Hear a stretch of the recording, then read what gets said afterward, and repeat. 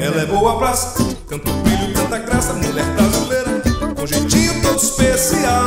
Ela vem chegando, agitando com seu alto astral. Ela faz sucesso, o canal é certo. Ela quando chega, é dona do pedaço. A rapaziada, toda antenada, em Chile bate papo. Ela boa praça, tanto brilho, tanta graça, mulher brasileira. Boa noite, você está ligado no programa Bate Papo com Shirley. Thanks for watching Bate Papo com Shirley, a TV show made in Stoughton that can be seen throughout 5 different states in the New England area, Massachusetts, Connecticut, Maine, New Hampshire and Vermont. Obrigada a você que está ligado hoje no programa Bate Papo. O programa vai ao ar há quase 15 anos, não somente nas cidades através das TVs a cabos em Stoughton, Fall River, Taunton, Somerville, Cambridge e outras várias cidades Lowell também, através das TVs a cabos, TVs locais, mas o programa vai ao ar também através do Comcast On Demand. Você pode assistir a qualquer hora, entrando na sua Comcast, tanto nos estados de Massachusetts, Connecticut, Vermont, Maine e New Hampshire. Você pode assistir, tem vários programas que ficam lá gravados. E também o programa está disponível no nosso website, o website aqui da TV de Stoughton, que é stoughtontv.com. Você entra lá e procura o programa Bate Papo TV e pode assistir os programas antigos também. Tem sempre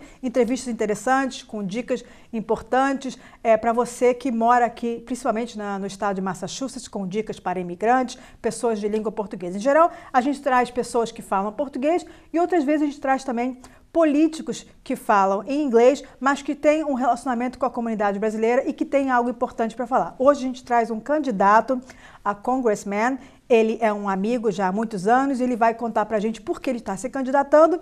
A entrevista vai ser em inglês, mas eu vou tentar traduzir um pouquinho. Thank you very much for coming, Ben Sigel. Thank you so much for having me. I'm excited to be here. I'm trying to explain to my viewers, most of my viewers, they are Portuguese speakers, that we're going to be talking in English, but I'm going to try to summarize what you are saying and how you connect with my Portuguese viewers. I think that sounds great. I'm looking forward to it. First of all, we know each other a long time. I always admire you that you are passionate about so many of the things that I am connected to, about the Jewish community, about immigrants, about Latinos, and human rights. But I still have to ask you, why? Why did you decide to run for Congress? Why get involved into something that it's big and it's a long process? It takes a lot of energy. I know you involved in many different organizations. So why that choice? I think that's the key question everyone wants to know. Look, I think we're living in a time right now in this country, in our community, where we're more divided than ever. We're seeing that this country needs fresh leadership that has someone with renewed commitment to shared values.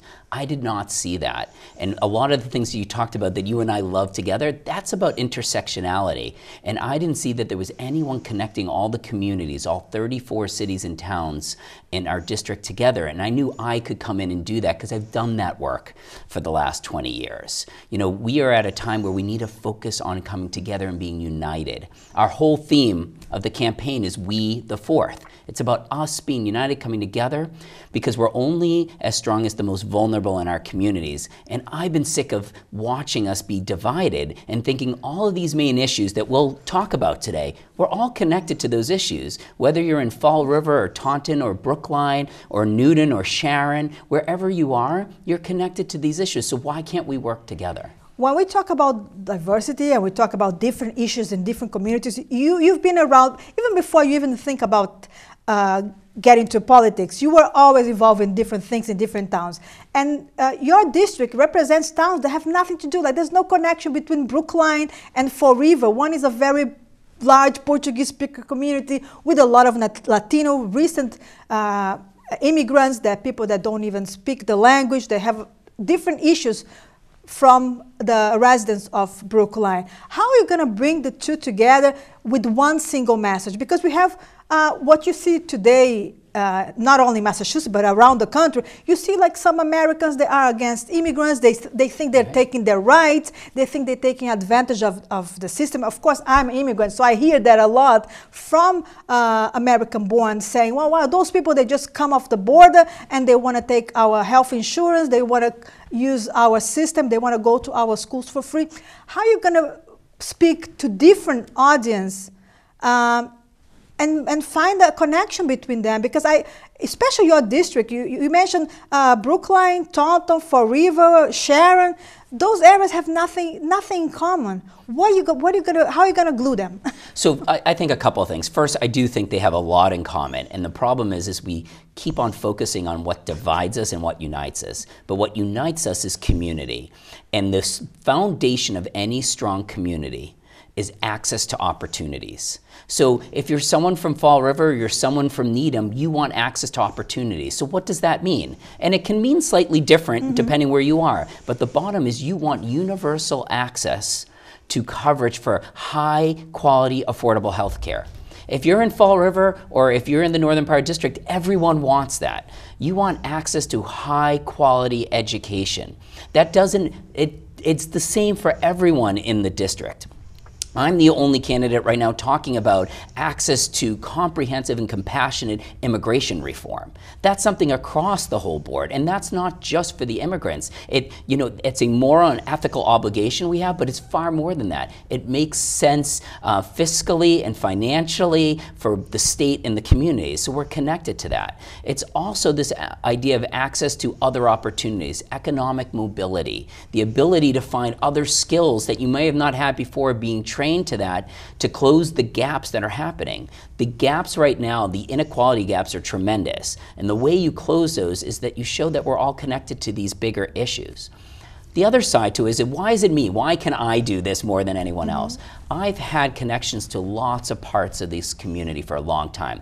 We talked about my Jewish roots, and that has been connected. I grew up in Braintree, a working blue-collar community that's similar to most, actually, cities and towns in the district. So I understand that. I understand what that's like to grow up in a community like that.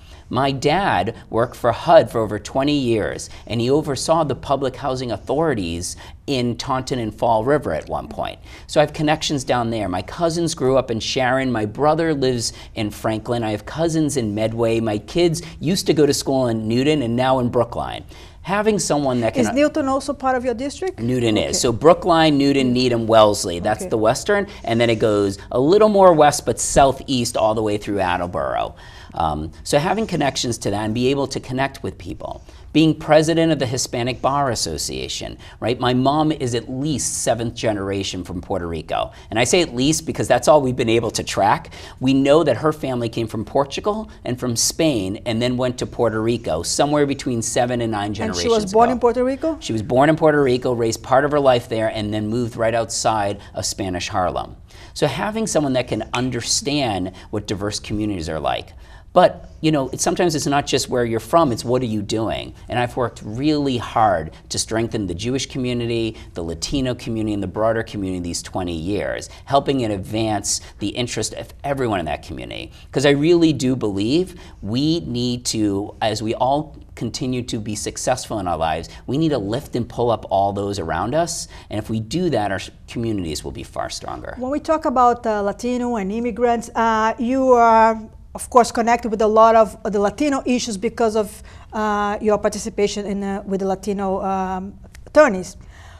And we talk about immigrants. We just talk right now about the driver's license that we got passed, but still there's a lot of things to be able to finally get, like we have in New York and Connecticut. Right. I think they allowed to get driver's license for undocumented immigrants. And look, I've worked on the driver license issue. 2 of the boards I've sat on, the Jewish Community Relations Council and the American Jewish Committee, these were key issues for them. Because these issues, it's about public safety. It's about moral and ethical obligations. It's about having people that don't know how to drive also. Correct. People that didn't get a license in their country, they start. The thing is, people don't understand, people are driving. With license or without a license, they are driving.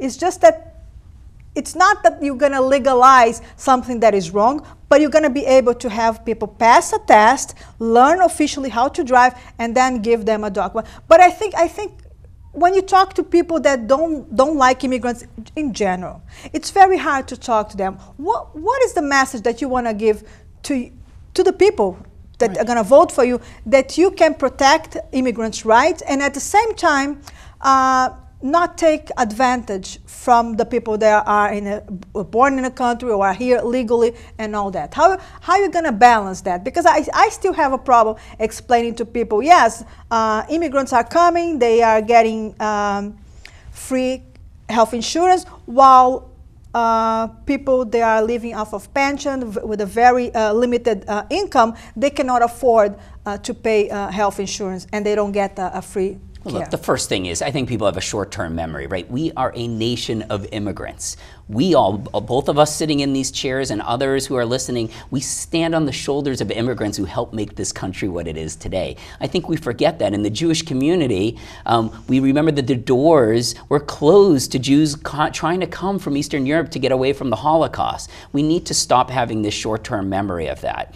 I think number two is we have to truly understand that immigrants make up a tremendous part of this community for great reasons, for business reasons, for cultural reasons, for the strength of our communities. And so if we're hating against one group, we're hating against all groups. And it's actually one of the reasons why one of the things I'm focusing on, I'm the only candidate focusing on this, is how do we combat hatred and bigotry and anti-Semitism early on. And that is an educational piece, right? That is making sure that our kids understand that stereotypes and bias and prejudice, those things can become worse really quickly, and hatred can become worse quickly. We also have an issue where our schools are not as diverse as they need to be. So one of the things I'm pushing for is more cultural competency in our schools, having more diversity in the teachers, but also having more training both with the students and the teachers. Because I think you know this, for instance, in the Latino community, 20% of the students in the Commonwealth are Latino. Yet only 3% of the teachers are, yeah, they don't right? become teachers. And that's not just a Latino issue. That is an issue that all the different immigrant populations. But I think, we didn't even talk about this part. One of the things I'm really pushing is we have to have a pathway to citizenship for the 12 million or so undocumented immigrants that are here. That needs to be part of this discussion. Including with that is making sure that they have health care, right? Because that's a public safety issue. That is an issue that all of us should be connected to. And honestly, if you have issues with immigrants, it's also a business issue and makes fiscal sense for everyone. We're seeing communities finally start to coming together about that, but you need a representative who can be the voice for those that are the voiceless and who can stand up and say, I can be seen for those that can't be seen. Right now, you are the only Latino candidate? That is correct. There are 8 candidates right now, and I'm the only Latino. And when is the primary for you? The primary is going to be September 1st, so the week right before we go into Labor Day. And then they decide into one candidate or two candidates? They choose one candidate on September 1st, and that candidate would go against any Republican candidate that would win their primary. Okay. Right now, there's no Republican candidate that has entered the race. And you're going to replace Joe Kennedy? And a lot of the issues that he mentioned that he was passionate about was immigrants. But what did he do that you think was good and helped immigrants, and what do you think you can add? I think, look, when you're a congressman like Joe Kennedy, your voice is louder than a lot of those around them. And even the other day, we heard him speaking about Puerto Rico and what was going on there. Joe understood this district really well and was a voice for those that weren't able to be heard. I think he really looked at what were the local issues and said, you need a voice that I need to stand up for. He's been a big proponent for pushing for immigration reform, and that's comprehensive, that's compassionate, that's sensible, and he's been amazing about that. I think where we are a little different, and I will say I've been lucky, I sat on Joe Kennedy's steering committee since before he ran, so for almost a decade. Where I'm a little different is I want to connect the dots of all the different communities. It's not just about the one issue, and that's why I said the issue that connects everyone is access to opportunities. How do we strengthen the community? Because every single issue we're the same on. You went on a listening tour, so you went to every single town from your district. Yep, I announced 3 weeks ago, and in less than 3 weeks, I visited all 34 cities and towns. And I can tell you the 3 things that came up. Yeah, that's what I want to hear. Yeah, it was so one was not a surprise. The number one issue was health care. Okay. All right, and it was health care for the elderly. It was health care, prescription drug prices. They're going through the roof.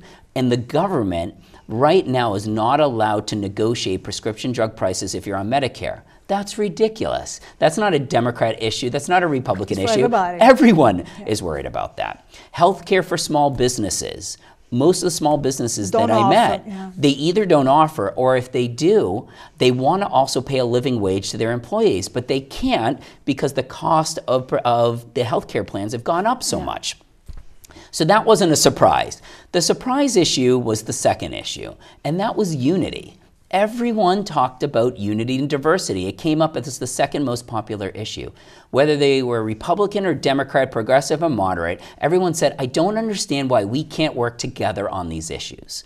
So for me, that falls right in with my theme, We the Fourth. I knew my theme was going to resonate. I didn't realize it would resonate as well as it did. We need to work together on this. And one of the things with it is we need to work on not just big ideas, but what can we do tomorrow to connect people? What can we do tomorrow to give them skill sets? So for instance, in the education realm, we have 200,000 open jobs in the Commonwealth right now. And 130,000 who are not in a job. Okay. Some of those is because of skills. And so we need to do a better job on training them. But there's a large group in Massachusetts that have the skills that can't get the job because their English isn't good enough. Oh, okay. And we don't support enough English as a second language classes. If I'm elected, that's something I'm going to work on right away because we have jobs that are opening, people with the skills, and the one thing is the English classes, so we need to double down on that. It's going to be a big part. The third thing that came up in my listening tour was student debt. And I know about this really personally. I have still significant student debt that's such a burden on me and my family. There is no reason why someone, a student, is borrowing at 8 or 9% and the banks can borrow at 1.9%. Yeah. So for those that already have debt, I want to go in. I don't think this is a Democrat or Republican issue. I think this is an issue everyone's dealing with. So that's number one. But number two is we need to make a higher education affordable. So if you are someone in certain income brackets, higher education needs to be cheaper and you need to be capped at what income is. We need to do a better job of that, and that includes more financial aid in community colleges, vocational and technical schools. Especially in the state where we have so many great schools here, and we should be able to offer that. And that's the subject of our next guest. Representative from Massasoit, that we're going to be talking about education. Specific on a Portuguese-speaking community. I know that you had, I don't know if you still have, a Brazilian nanny at your house working and teaching your kids Portuguese. So it's so funny. It's a great memory. So I've had a lot of connections to the Portuguese community. Like I said, my mom's family actually originated from Portugal. As the president of the Hispanic Bar Association, we've had several members who are Portuguese speaking, both from Brazil and Cape Verde and also from Portugal. And so I've had deep connections with that as well. I also grew up spending parts of my summers in Cape Cod and around Provincetown. And quite honestly, my favorite store growing up was the Portuguese bakery because I loved the fried dough that I would have. And so growing up and seeing a lot of the Portuguese speakers within Provincetown was huge. Also, as I mentioned, my dad oversaw the housing authorities and audited them Fall River and Taunton. And so I went with him sometimes and I got to interact with members of the Portuguese speaking community. So it's something I've been a part of and see, and quite honestly, I see it as an extension to my Latino community as one big whole family.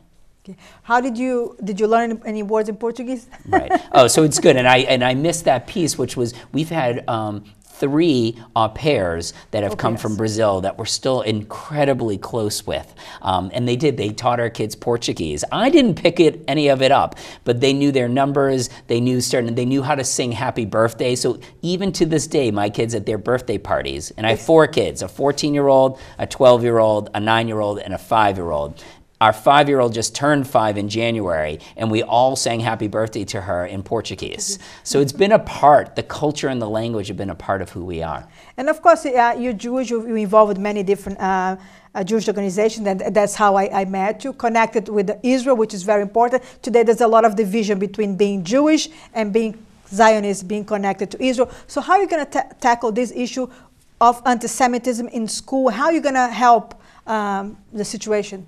So look, I've been the victim of anti-Semitism and hatred for being Latino. And in fact, 3 days before I announced my campaign, I was walking out of synagogue and a man walked up to me and called me a kike and told me that my grandmother should have never survived the Holocaust and that I should be processed and everyone in the synagogue should be processed. This is in Brookline. You know, 2020. Exactly. And so I know what that feels, and no one should feel alone or afraid. And that's why one of my main tenets is combating hatred and bigotry. But how do you do that? How do you do that? Right? You have to start educating everyone at a young age. You have to show them that these words of bias and stereotypes and prejudice can really hurt. And we have to understand our differences and accept them, that they're actually strengths in our community. But more than that, we have to actually spend more money on security in civic institutions and religious institutions. We have to prosecute hate crimes and be stronger on that. And we have to pass more legislation around calling hate crimes domestic terrorism, because in many cases that's what it is. And then we will have more tools with us. And that takes a whole community to do that. Do you think authorities take it lightly? Oh, he's just calling, it's just a personal fight. He didn't like that guy, that's why he called him.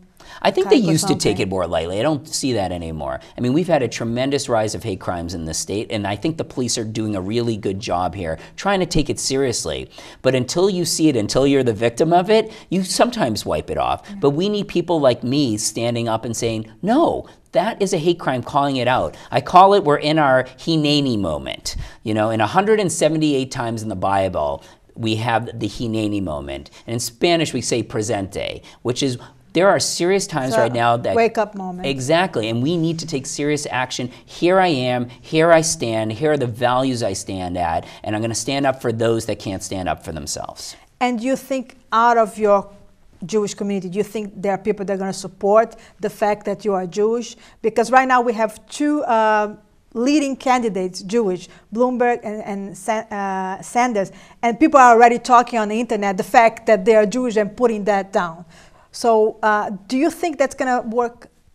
Is there any way to work against you? I think, in fact, I think it's only a positive for me. As you know, I have sat on over a dozen nonprofit boards in the Jewish community in the last 15 years, helping to strengthen that community and the Jewish community here in Boston, but globally. And I think people see that that's authentic. I'm not all of a sudden coming on strong about my Judaism now, but I did that also to strengthen the general community. It wasn't just about the Jewish community, and that's why I was one of the first people to create a national task force on Jewish-Muslim relations. I was the first to create a national task force on Jewish-Latino relations.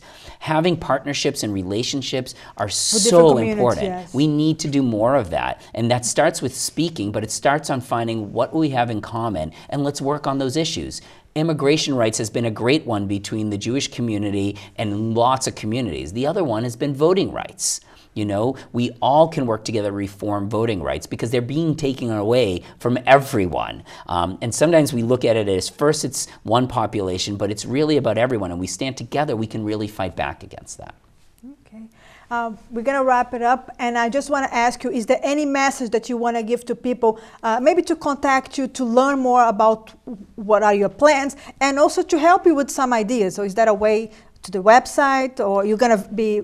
You already have scheduled to visit different communities like you've done before? Right. No, so thank you, and I appreciate it. So one of the things, the best place to go is bensigelforcongress.com, where you can see what my values are, and you can see what I'm trying to do and what kind of candidate I will be. And I ask that you go see our launch video. Our launch video has been looked at over 35,000 times already because it's a message of unity, of hope, and strength in community. So I hope that you will actually go to my website, learn more about me, and you enjoy what you're hearing today. And I'd love to hear from you, to volunteer for our campaign to make real change.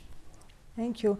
So if you need any help with the translation, if you come to Stoughton and there's a lot of Brazilian, of course, we're going to try to get Brazilians, maybe organize a meeting between Brazilians and you, in maybe one of the towns where there's a large Brazilian population, and see if they can talk to you, reach out to you, and you can listen to them. Because I think what I like about you is when you go to those different communities, you listen. You're not there just to give a speech, but you actually listen and try to absorb what are their needs and the things. So, well, I appreciate that, Shirley, big time, because I think as a congressman, I think our first thing is we need to listen. We don't have all the answers, and we need to find where the similarities are. And I think, as you know, our website also is translated into Portuguese. It's something that we felt very strong about because of the large Portuguese-speaking community that's here. So I would love to meet more people, anyone who wants to be part of a conversation on how to make real change for everyone. Because our campaign is about making sure the wheels of justice turn not just for a few people, but for everyone. And you met already Natalicia from the Immigrant Center. Yes. So that's an important key in the Brazilian community. She knows all the things. She's and amazing. There's other leaders in the Brazilian community that are important to connect with you. Hopefully, once you got elected, you'll be able to help in a lot of the issues that are important for immigrants too. I hope so too. I hope my next time that I'm back here that I am the candidate from the 4th Congressional District from the Democratic Party. Yeah, and once you get nominated, there probably is going to be no Republicans against you, so that's going to be easy from September on. I hope that's the case. I'm looking forward to being the next congressman from this area. Okay, thank you very much for coming, and good luck. Wish you all the best. Thank you so much, Shirley. I really appreciate it. I just want to say that I don't like the idea of media supporting a specific candidate, because I think it's very important for the media to be able to show all the sides. And so I don't understand all those newspapers that say I support this specific candidate. I personally support the candidate, but I think throughout the media, throughout my Shalom magazine or throughout my TV show, I need to be open. Actually, legally, I need to be open to all the candidates. Once I had one candidate here and another candidate called me and said, well, you gave time to this one. I want a time also. So I don't have time to have all the 8 candidates here. Of course, I started with the one that I know, one that I trust, and I've been in contact with him for many years. So, but for personally, of course, I support you. But in terms of my TV show and my magazine, I'm open to listen to everybody, and I want everybody to hear different people. But of course, my support is for you. I don't think there's anybody else that can run and get my support unless my husband decides to run. And I like your husband, so maybe I would drop out if he ran. But look, having your support means a lot, right? There are a lot of your listeners and audience that see you, that respect you. I've seen the work that you've done in the community. You're at the center of intersectionality. You're literally the symbol of our theme. We, yeah, I'm Latino and Brazilian. Exactly. It's an amazing, amazing thing, and we need more people like you. And I think you're right. You want to hear more perspectives out there. But I can tell you there's no one else that's going to connect this community together for the good that will strengthen all of us and help all of us rise. Yeah, we need people that it's not seen as a one, like this is a Jewish guy, this is a wealthy guy, this is an attorney guy. We want people that can connect with many different parts of the population, and I think this is lacking right now in politics. I just read people there online commenting on Joe Kennedy campaign, and people are saying, "Oh, another Kennedy! He's so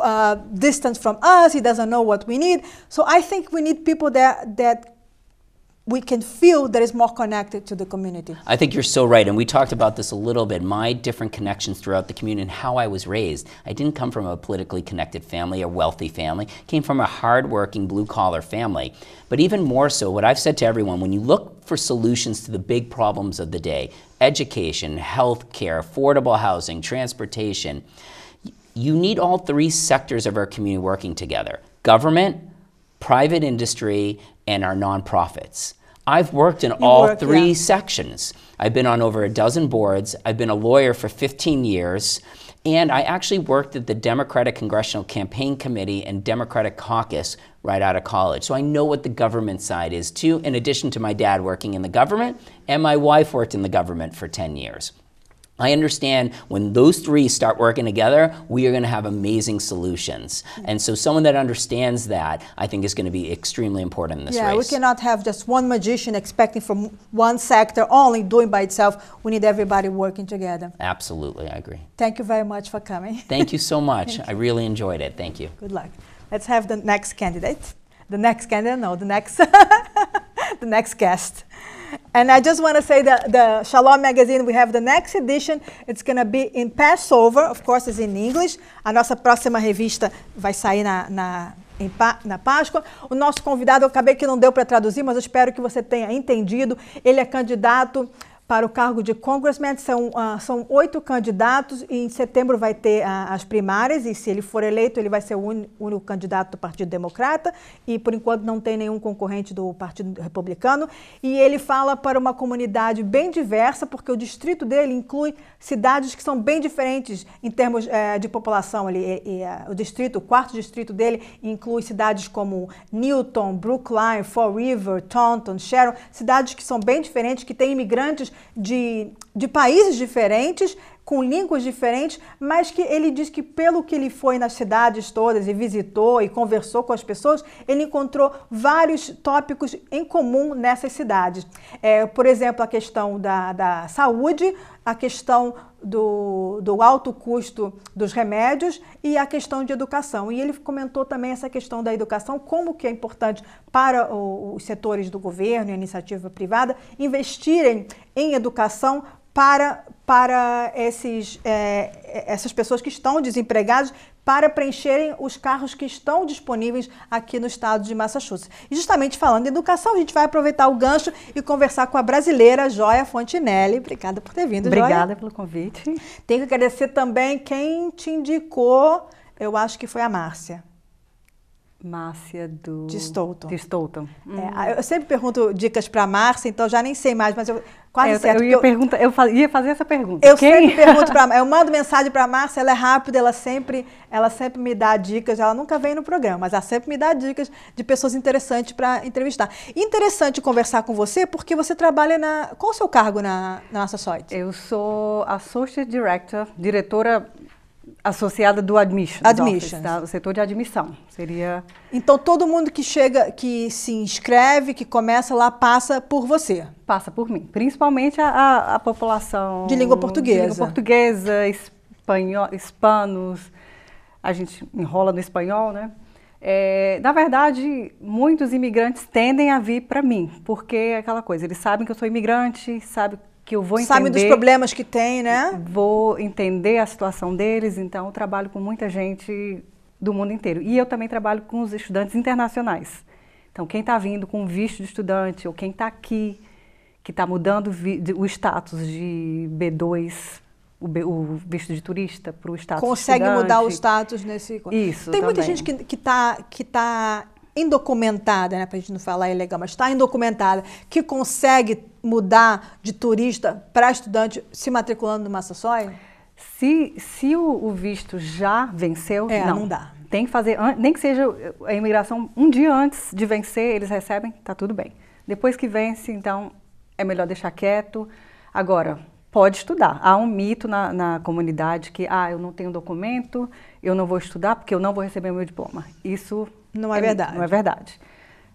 Educação aqui nos Estados Unidos é muito cara, né? Faculdade é cara. Então, para você pagar todo esse dinheiro e não receber o diploma, não seria justo. Agora, você estava conversando comigo antes que existe uma diferença de custo para quem é residente legal e para quem é residente, mas não tem documentação. Por que isso? É uma coisa instituída pelo Estado. Então, como é uma faculdade do Estado, o Estado tem o in-state tuition, né? O preço para quem é residente do Estado. Então, pessoas que moram em Massachusetts, que têm o green card, que são os cidadãos, ou que têm alguns tipos de status imigratório, como H1, o R, que é religioso. Então, tem alguns status que eles podem... não quer dizer aquele visto de estudante, de quem mudou de turista para visto de estudante? Não, o visto de estudante já é considerado... Que não mora aqui. Que não mora aqui, porque é um status, o de estudante é um status que você... A ideia é que você termine a faculdade e volte para o seu país. Muitas vezes não acontece. Eu sou um exemplo. Eu vim para estudar e fiquei. As oportunidades apareceram e fiquei. Mas, então, a diferença é porque, como é do Estado, acho que na cabeça do governo quem está pagando imposto... Imposto aqui... Apesar de que muita gente está pagando de qualquer jeito. Então, mesmo assim... Mas o desconto é o quê? Metade? Metade. Então, um aluno internacional, um não residente, que até uma pessoa que vem, por exemplo, vem do estado de Nova York e também muda vai pagar isso, vai pagar como não residente até estar aqui por 6 meses. Provar que é residente de Massachusetts. 6 meses só? Só 6 meses.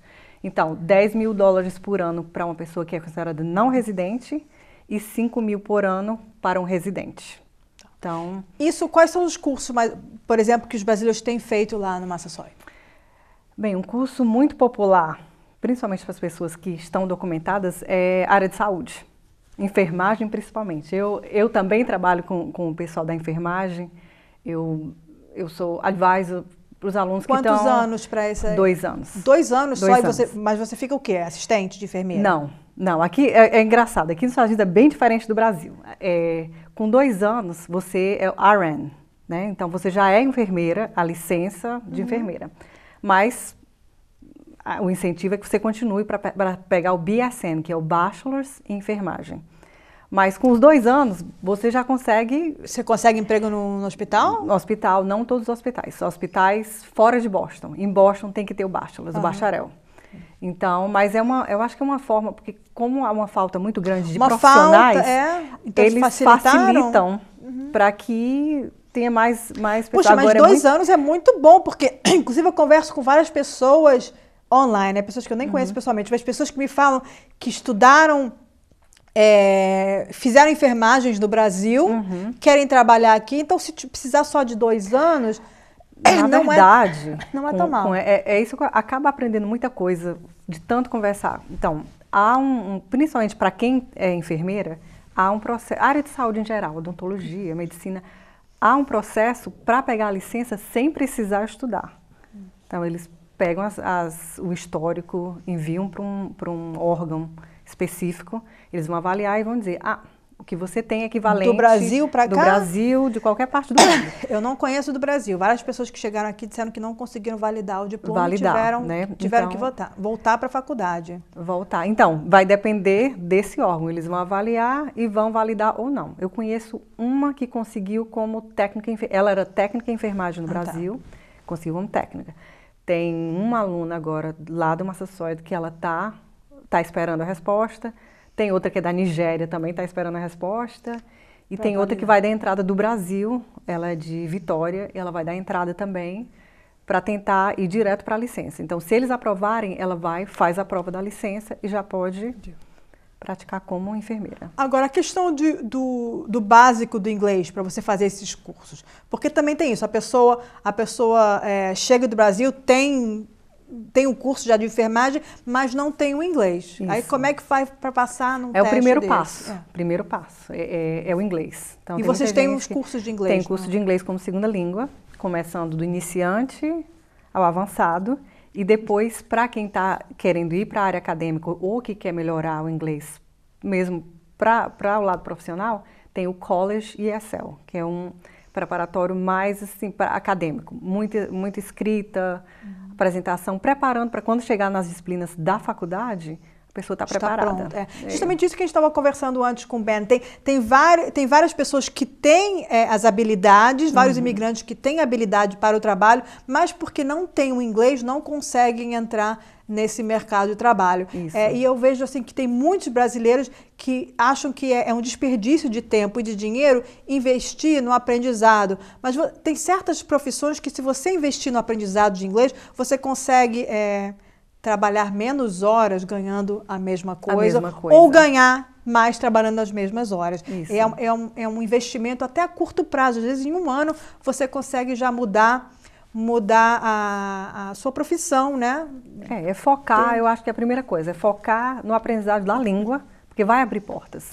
Vai abrir portas, com certeza. Mesmo que a pessoa não tenha o documento, eu sei de pessoas que investiram no aprendizado de inglês e mesmo sem documento conseguiram acesso, até na hora de você fazer uma entrevista. Você quer mostrar que você tem habilidade para aquele trabalho, mas você precisa do inglês para expressar. Você sabe tudo, quer expressar, mas não sai. Então, é o primeiro passo. Você qual a sua formação? Você veio para cá, fez o quê? Eu sou formada em serviço social no Brasil. E de onde você é no Brasil? Do Ceará, Fortaleza. E eu vim para Vermont, lá em cima, que frio, do Ceará para o gelo. É uma diferença. E vim fazer um mestrado na área de management, mas um pouco voltado para a educação internacional. Então, fiquei lá 1 ano e o meu programa exigia 1 ano de estágio. Eu vim para Massachusetts. Eu trabalhei em Bridgewater State University, era college na época, agora é universidade. E passei 1 ano lá, depois eu me formei. O visto de estudante dá o direito a 1 ano de autorização de trabalho. Fiquei mais 1 ano lá, acabou tudo. Aí eu fiquei, pronto, o que eu vou fazer? Fico aqui, volto.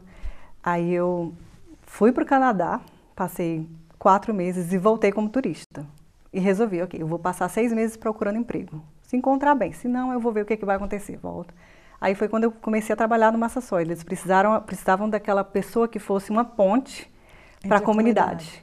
O vice-presidente, na época, ele teve uma visão muito grande, assim, porque tinha muita gente falando português, espanhol. Eles queriam uma pessoa que falasse português, espanhol, francês. O crioulo cabo-verdiano não falava, mas dava, né, o espanhol e o português dava para comunicar. O francês, eu estava voltando do Canadá, então estava enrolando, agora já muito enferrujado, mas foi o que abriu portas. O idioma foi o que abriu portas. Então, acho que tanto quem está aqui, que quer ficar, é importante aprender o inglês, e quem está aqui e não sabe ainda se fica, se vem, se... Mesmo quando voltar no Brasil, vai utilizar esse inglês? Vai utilizar. Eu conheço pessoas que voltaram, passaram 5 anos aqui, voltaram, chegaram lá, não falavam quase, arrependeram, acabaram voltando de novo. Então é importante, de qualquer forma, investir. Para mim, sempre a educação é um investimento. É investimento. Ninguém tira de você a educação. Então, muita gente acha que é besteira, eu não vou para o college porque eu não vou poder trabalhar.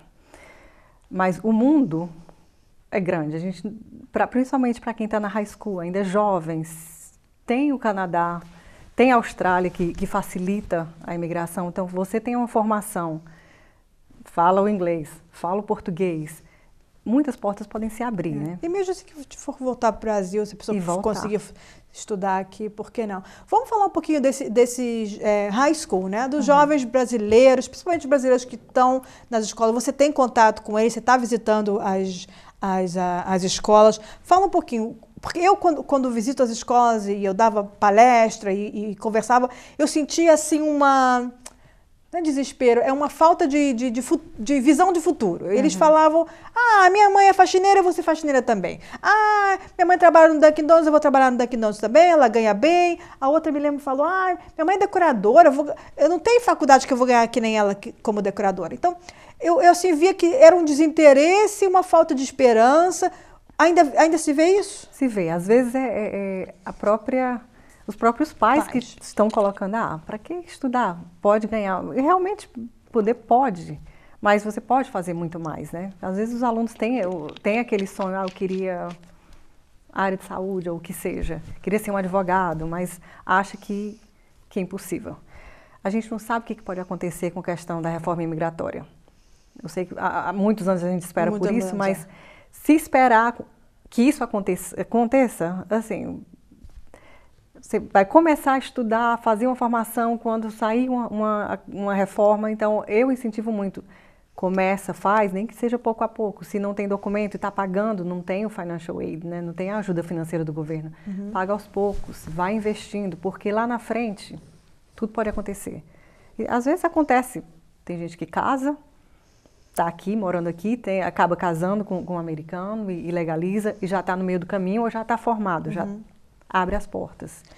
E quais são, assim, dessas pessoas que você conversa no high school, quais são os cursos, fora esse que comentou de enfermagem, quais são os cursos que o pessoal está preferindo? Administração de empresas, muita gente que não sabe ainda o que quer, nisso vai para tanto tem um curso básico que dá para fazer? Tem. Se eles vão para uma escola de 4 anos, eles fazem... eles falam undeclared ou undecided. No Community College, eles fazem o Liberal Arts Transfer, artes liberais. Então, eles fazem um pouquinho de tudo. Porque as universidades, eles querem que os primeiros anos de faculdade, eles têm que fazer inglês, têm que fazer matemática, ninguém escapa. Tem os básicos, né? Ninguém escapa. Tem que fazer história, então eles vão fazendo esses cursos. E com isso, eles ganham tempo para abrir a cabeça, né? Então, eu falo para muito aluno, não estressa porque você não sabe. No Brasil, a gente tem que fazer aquele vestibular. Com 17 anos, Então, eu lembro que eu tinha 10 opções. Aqui não. Eles têm um tempinho maior para decidir. Você pode entrar, por exemplo, no Massasoit, fazer o quê? 2 anos? 2 anos. De tudo, de pouquinho de pouco de tudo. Mas aí no terceiro ano, quando está transferindo, aí a cabeça já vai estar mais aberta, vai estar mais maduro, aí sim, aí tem que escolher. Aí vai direcionar. Então fica quantos anos lá? Os 2 anos e o terceiro e o quarto ano fariam na universidade. Ah, tá. Então tem E você comentou também que esses 2 anos, por exemplo, se a pessoa não tiver documento, não tiver comprovante de residente, ela vai pagar 10 mil por ano, mas que esses créditos vão ser válidos para uma faculdade? Isso. Então a pessoa, quando chegar na faculdade, vai precisar fazer menos matérias, é isso? Isso. Então, o que faria? É como se você dividisse os 4 anos, eles até chamam programa 2+2, é o 2+2. Faz 2 anos no Community College e 2 anos na universidade. Então, hoje está ficando cada vez mais popular porque o preço de universidade está tão caro. Então eu vou fazer os meus básicos, eu quero fazer biotecnologia. Eu vou deixar para fazer esses cursos mais específicos, que vão ser mais caros, tem laboratório, lá na UMass. Eu vou fazer aqui o meu inglês, minha história, esses cursos que eu também... Faz tudo numa nem são relevantes para a minha carreira, para a minha vida, sim, porque na cabeça deles você está tendo uma educação completa, mas não são relacionados com o que eu quero estudar. Eu vou fazer aqui e vou pagar uma fração do que eu vou pagar lá. Então, eles estão indo do Massasoit, que um residente está pagando 5 mil por ano, quando vão transferir, se estiverem indo para o Suffolk University ou Northeastern, aí vai 40, 50 mil. Então, é uma grande economia.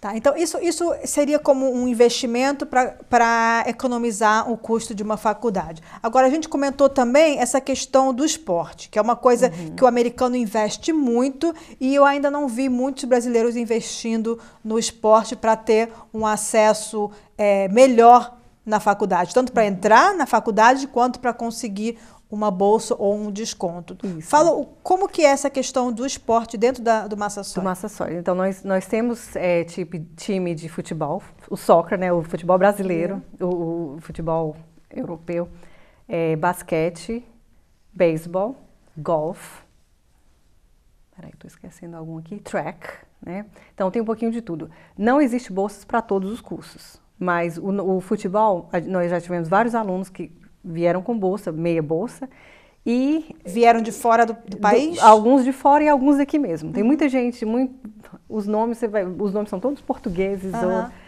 de Fall River, daqui de Brockton, então são brasileiros, são cabo-verdianos, então são atletas europeus, que saíram do high school e aplicaram para o Massasoit e conseguiram bolsa? Isso.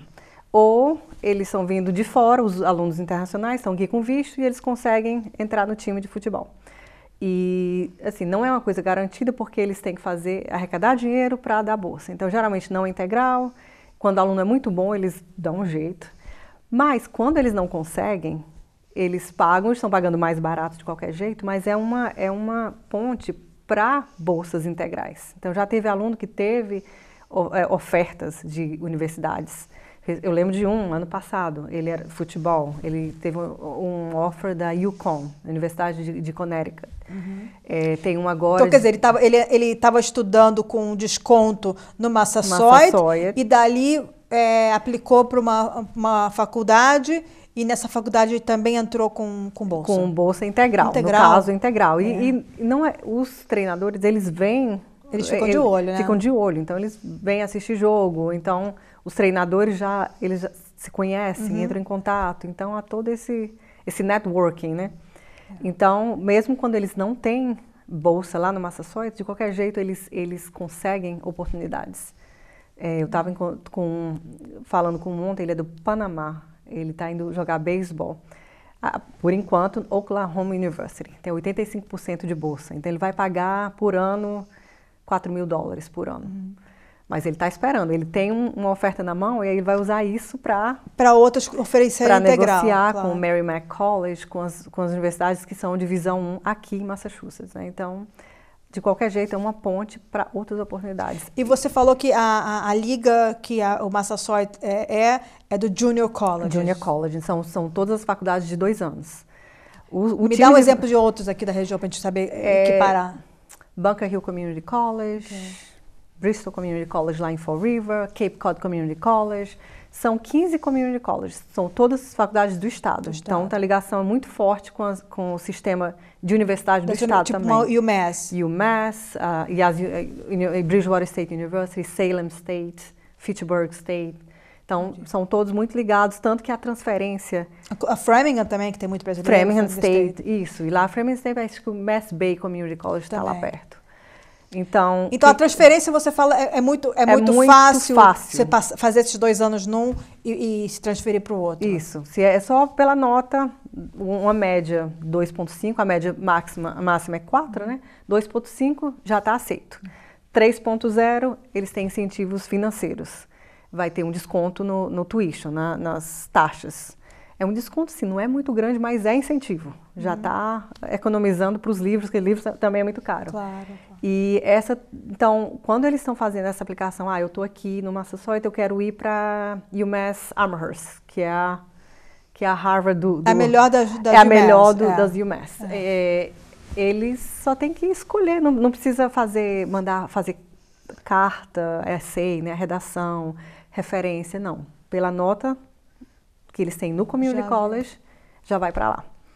Então, é uma boa forma também de... Às vezes, os alunos não querem estar longe de casa, querem ficar mais um pouquinho em casa, economizar economia, nesse ponto, né? Economia também. De estar em casa. Eu não estar pronto porque acontece muitas vezes o contrário. Eles começam numa faculdade grande e não estão preparados e voltam e vêm para a gente. Ficam mais um pouquinho e depois transferem. Eu acho também o custo que é você morar na faculdade... enquanto os pais moram a 1 hora ou 2 horas de distância, é uma coisa... Uma hora é o máximo que dá para você viajar todo dia. 2 horas já fica um pouco. 2 horas fica difícil. Mas se você mora a 1 hora da faculdade, a economia que você tem, ao invés de se acumular dívidas para o futuro... E o geral é que eles não querem, né? Eles querem ir para o campus. Todo mundo quer morar longe dos pais, se soubessem a vantagem... Você no Brasil, você morou com seus pais? No Brasil... Todo mundo mora com os pais enquanto a gente vai para a faculdade. Não tem dormitório, morava na mesma cidade. E a minha faculdade era estadual, a Universidade Estadual do Ceará. Então era de graça. Era de graça. Então não gastou nada. Mas aqui é diferente. Então, quando eles terminam a faculdade, eles são cheios de empréstimo, né? Parte é dos pais, parte é deles. Então já começa a vida profissional com dívida. Então, eu converso muito, aguenta as pontas, fica com teus pais, aproveita que eles oferecem. Tem pai também que quer se livrar? Se livrar. Mas a maioria não quer, então fica e depois, nos 2 últimos anos, vai para a universidade e tem a experiência de morar no campus. Né? Uma coisa que eu vejo assim, muito das escolas onde os brasileiros estudam, é que acaba que o nível da escola, as pessoas acham a escola pública é ótima, é um ótimo nível, mas as escolas não estão preparando para essas boas universidades. Então, a pessoa termina o high school, pode ter ótimas notas, quando vai aplicar para umas boas faculdades, ela não consegue entrar, porque tem outras escolas preparando muito melhor e concorre também com gente do país inteiro. Do país inteiro, e também eles não estão olhando só para a nota, né? As universidades estão vendo a pessoa, o que a pessoa faz fora. Eu tenho nota perfeita, você tem nota perfeita, mas você está voluntariando no verão, está trabalhando, tem atividade extracurricular, então isso aí conta. E eu estava só lá nos livros. E eu acho que o brasileiro ainda não tem muito essa noção do que a universidade quer, que eu achava importante ter essa ligação com as universidades, onde as universidades pudessem colocar para a comunidade imigrante o que elas querem num candidato.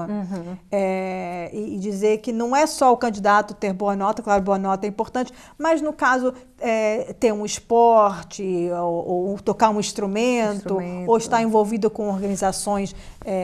os clubes que tem nas escolas, né? Isso é uma coisa bem americana. Ou coisas de liderança, que é uma coisa que falta muito nos jovens brasileiros, eles estarem à frente, até porque são mais tímidos que chegaram aqui já sem a língua, alguns chegaram com 10 anos, 12 anos, então não se entrosaram muito bem, então eles não acabam tomando aquelas posições de liderança, coisa que é muito valorizado para o college, coisa que no Brasil não faz a menor diferença.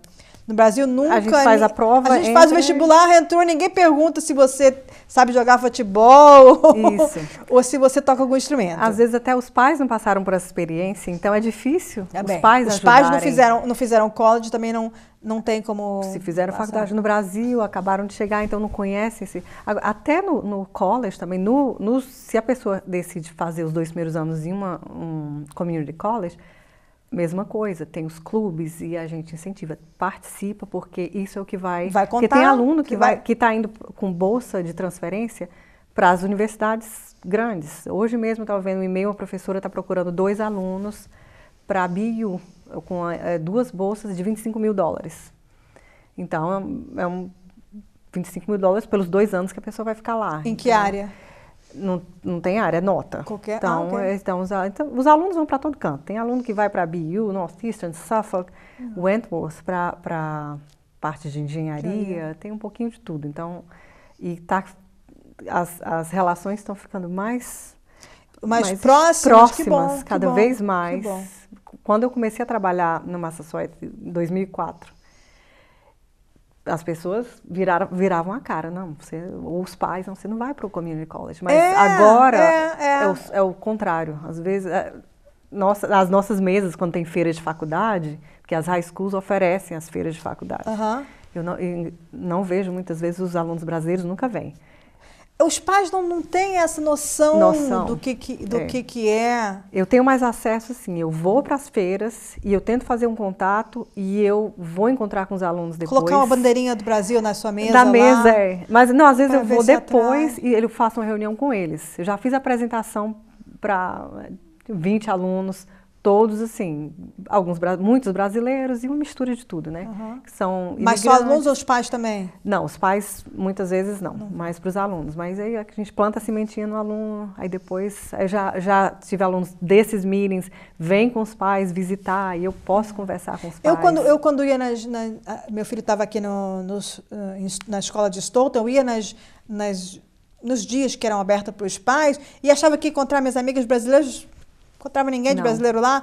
Então, tipo assim, eu sei que tem muito mais pais brasileiros nessa escola do que o que eu via. Eu acho que as escolas precisariam também de uma pessoa que fosse essa ligação. Eu acho que a gente não tem essa cultura. Meus pais não iam na escola, mandava a gente para a escola, a gente ia sozinho. Meus pais nunca foram na minha faculdade também. Faculdade... faculdade, mas reunião de pais, mas não é aquela coisa tão... Mas na reunião de pais no Brasil era, assim, uma reunião com todos os pais juntos, a diretora falava o que ia ser para o ano e acabou. Não tinha como aqui essa coisa individual, que você vai lá, fala do filho, isso e aquilo. Você pode marcar para ir falar, tem mais... Uma participação maior. Às vezes é a limitação da língua também, os pais ainda não estão falando inglês, aí já fica mais difícil. Acho que não vem, assim, o retorno disso, né?